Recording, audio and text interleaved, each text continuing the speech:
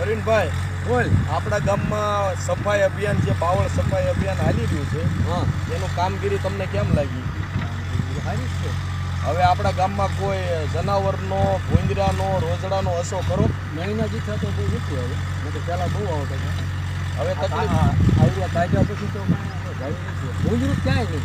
ભૂંદરાનું તો કમ્પ્લીટ થઈ ગયા, કેમ કે કાંઈટ બધી નીકળી ગઈ ને પ્રહલાદગઢમાં મિત્રો. રેડિયા ઢોર એક છે થોડા.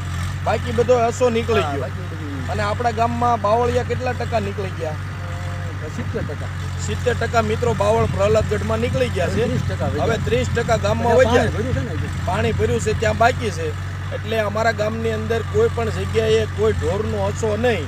ખેડૂત રાજી અને એકદમ બાવળિયા કાઢી અને વૃક્ષ રોપણ કરવાનું છે. અને આજે પ્રવીણભાઈની શેઠે મશીન હાલે છે, ભાઈ બતાવી દે. બાવળ સફાઈ અભિયાન, ગામ પ્રહલાદગઢ, તાલુકો ગરડા, જિલ્લો બોટાદ. ઓકે, ધન્યવાદ ભાઈ.